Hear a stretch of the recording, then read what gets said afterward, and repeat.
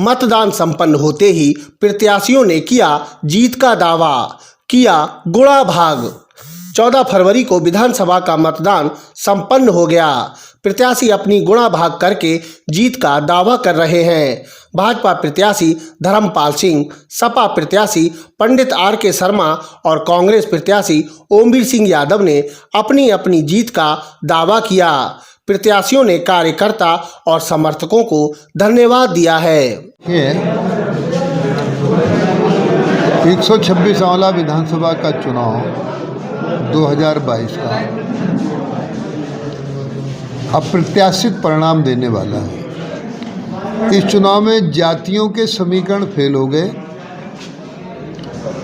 और इस बार हिंदू मुसलमान सभी लोगों ने, जनता ने अपना मत देने का काम किया है। इस बार का चुनाव विकास और सुरक्षा के नाम पर हुआ है। 3 काम होते हैं। Number 1 safety, number 2 electricity, number 3 connectivity.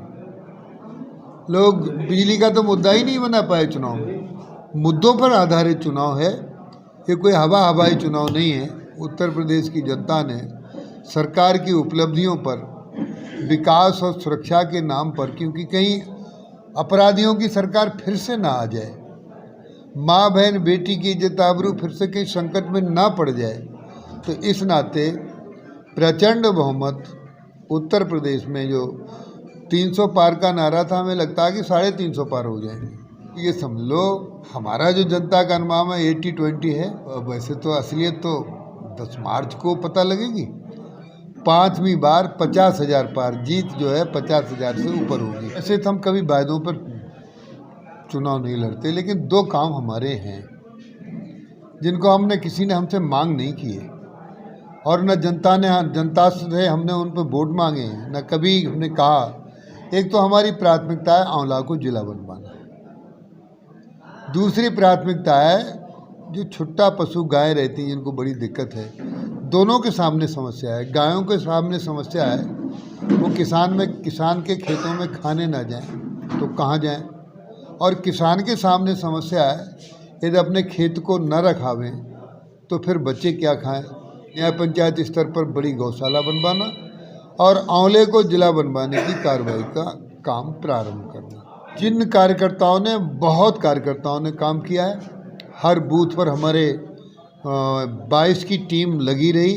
हम उन सभी कार्यकर्ताओं को अपनी तरफ से भारतीय जनता पार्टी के प्रत्याशी होने के नाते उनकी मेहनत और परिश्रम को बहुत प्रणाम करते हैं और उन्हें शुभकामनाएं देते हैं। भारतीय जनता पार्टी के काम में तत्परता से लगे रहें, अपने घर परिवार की चिंता करते हुए समाज के साथ काम करें। जो पूरे क्षेत्र का भ्रमण किया है उससे मुझे लगा है कि आधे में हम रहेंगे और आधे में बाकी सब रहेंगे। आंवला विधानसभा की महान जनता को धन्यवाद देना चाहूँगा।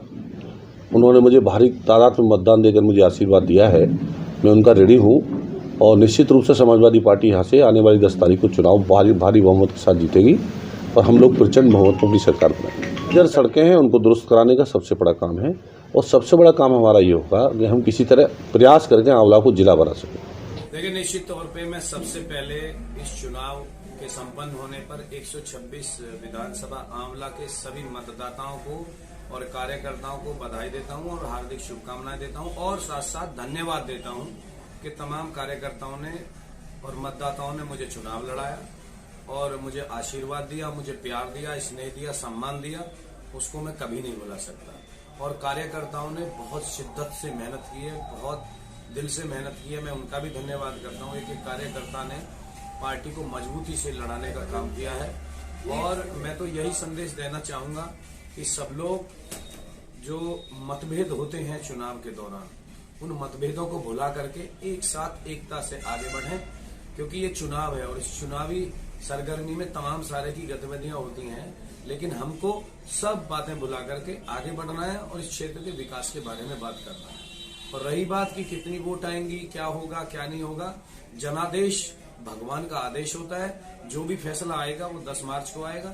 निश्चित तौर पे हमारी आशाएं हैं कि हम ये चुनाव जीतेंगे। धन्यवाद। ढकिया गांव में मतदान न होने से भाजपा को हुआ नुकसान।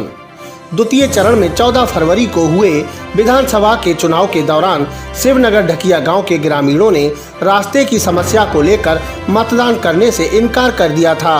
प्रशासन और प्रत्याशियों ने उन्हें मनाने का प्रयास किया, परंतु वह अपनी जिद पर अड़े रहे।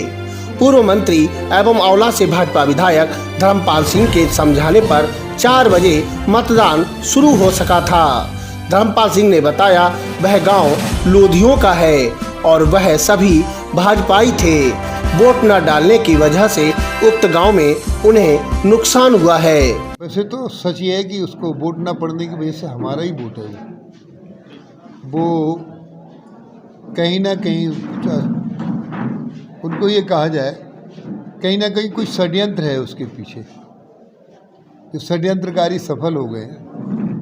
बाकी क्योंकि अब लोग आप वास्तविकता समझेंगे, वास्तविकता जब समझा ही जाके तभी वोट पड़ना शुरू हुआ है। 8 बजे के करीब शुरू हुआ होगा। कुछ था ही नहीं, बस सड़क दोनों ओर से जुड़ी हुई है और जिसकी मांग कर रहे हैं उसकी बात ही नहीं है, कभी कहा ही नहीं। ये तो अप्रत्याशित है, प्रत्याशित चीज़ें हैं। और जब उनको समझाया गया तो उन्होंने वोट भी डाले, करीब 170-75 वोट पड़ गए।